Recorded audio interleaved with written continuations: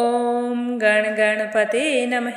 आज अपने सुनेंगे वाल्मीकि रामायण अयोध्या कांड का आगे का सरक। भगवान श्री राम का आशीर्वाद पाने के लिए इस सरक को पूरे प्रेम भाव से एकाग्रचित्त होकर सुने। बोलो गणेश भगवान की जय हो। बोलो सियावर रामचंद्र भगवान की जय हो। हनुमान जी बाबा की जय हो। श्री राम दरबार की जय हो। पुत्र वियोग में दुखी मुनि कुमार के माता पिता कहने लगे कि बेटा, हम यमलोक की राह पकड़ेंगे और सूर्य पुत्र यमराज का दर्शन करके वहां जाकर पूछेंगे कि हमारे पुत्र के साथ ऐसा क्यों हुआ। हे धर्मराज, आप मेरे अपराध को क्षमा करें और मेरे पुत्र को छोड़ दें ताकि यह अपने माता पिता का भरण पोषण कर सके। ये धर्मात्मा है, महायशस्वी लोकपाल हैं।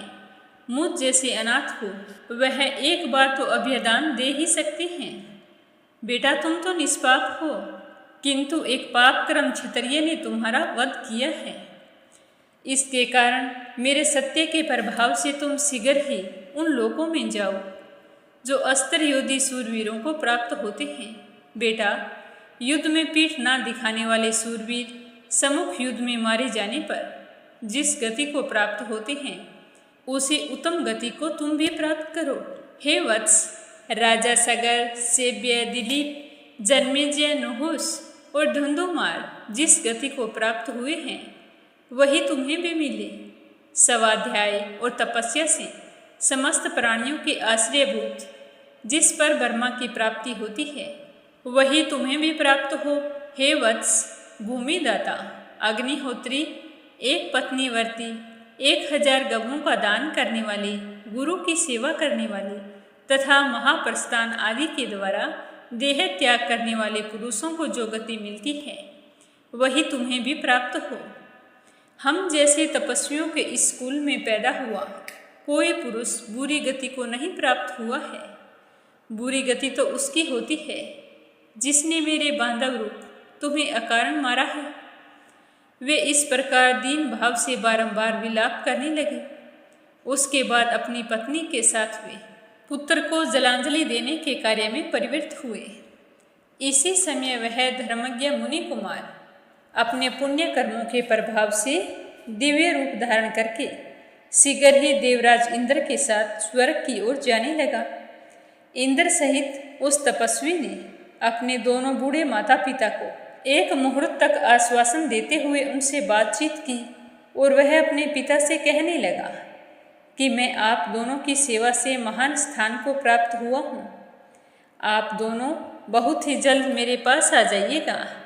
यह कहकर वह जितेंद्रिय मुनि कुमार उस सुंदर आकार वाले दिव्य विमान से शीघ्र ही देवलोक को चला गया। उसके बाद पत्नी सहित उन महातेजस्वी तपस्वी मुनि ने तुरंत ही पुत्र को जलांजलि देकर हाथ जोड़कर खड़े हुए मुझसे कहा कि राजन, तुम आज ही मुझे भी मार डालो। अब मुझे मरने में कोई कष्ट नहीं होगा। मेरे तो एक ही बेटा था जिसे तुमने अपने बाण का निशाना बनाकर मुझे पुत्रहीन कर दिया है।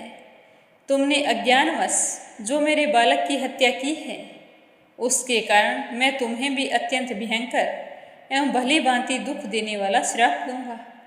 हे राजन, इस समय पुत्र के वियोग से जैसा मुझे कष्ट हो रहा है, एक दिन ऐसा ही कष्ट तुम्हें भी होगा। तुम भी पुत्र शोक से ही काल के गाल में समा जाओगे।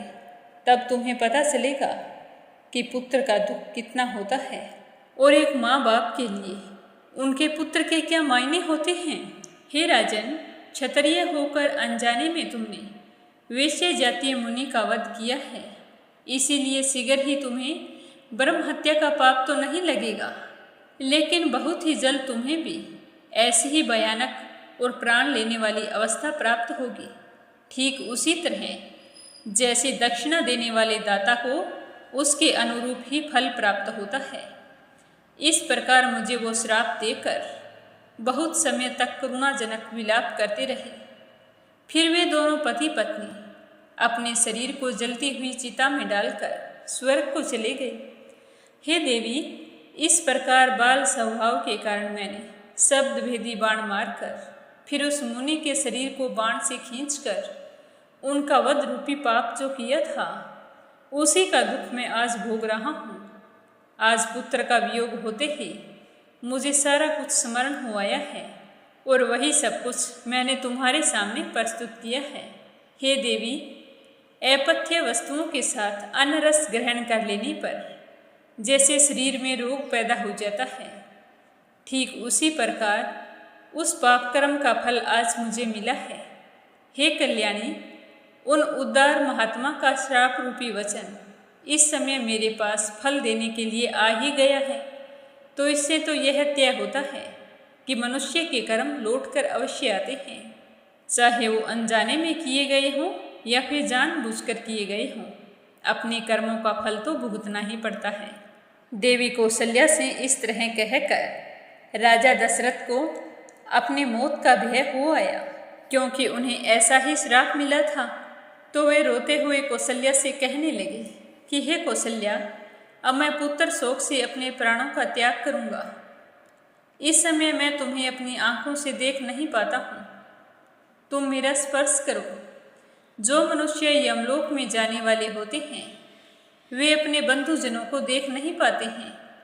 यदि श्री राम एक बार आकर मेरा स्पर्श कर जाए या फिर यह धन वैभव और युवराज पद स्वीकार कर ले तो मेरा विश्वास है कि मैं लंबे समय तक जीवित रह सकता हूँ, लेकिन श्री राम के बिना जीवित रहना नामुमकिन है। हे देवी, मैंने श्री राम के साथ जो बर्ताव किया है वह मेरे योग्य नहीं था, परंतु श्री राम ने मेरे साथ जो व्यवहार किया है वह सर्वथा उन्हीं के योग्य है। कौन बुद्धिमान पुरुष इस भूतल पर अपने दुराचारी पुत्र का भी परित्याग कर सकता है, और एक मैं हूँ जिसने अपने धर्मात्मा पुत्र का भी त्याग कर दिया है। तथा ऐसा कौन है जिसने अपने पुत्र को घर से निकाल दिया है और वह अपने पिता को कोसता तक नहीं है। पर मेरे पुत्र को देखो, उसका कोई कसूर नहीं था और मैंने उसे घर से निकाल दिया, फिर भी मेरा प्यारा पुत्र श्री राम चुपचाप चला गया। उसने मेरे विरुद्ध एक भी शब्द नहीं कहा। वो चाहता तो अयोध्या पर चढ़ाई कर सकता था और उसे युद्ध में कोई भी हराने वाला नहीं था। इस अयोध्यापुरी को वह जबरदस्ती हमसे छीन सकता था, लेकिन उसने हमेशा ही धर्म का पालन किया था और वह हर किसी के हृदय की बात बिना कहे ही समझ जाता था। तो आज भी वह समझ चुका था कि मेरे पिता के हृदय में क्या है और क्या वे मुख से बोल रहे हैं। वह सब बातों का अंतर करके ही वनवास को गया था। मुझे मेरे पुत्र पर बहुत ही भरोसा है, भगवान उसे हमेशा खुश रखें। लेकिन अगर वो नहीं आया तो मेरी मृत्यु तो निश्चित है। देखो कौशल्या, मेरी आंखें तुम्हें देख नहीं पा रही है और मेरी स्मरण शक्ति भी लुप्त होती जा रही है। उधर देखो, यमराज के दूत मुझे लेने के लिए आए हैं और किस तरह उतावले से खड़े हैं। इससे आगे सुनेंगे कल के अध्याय में। बोलो श्यावर रामचंद्र भगवान की जय हो।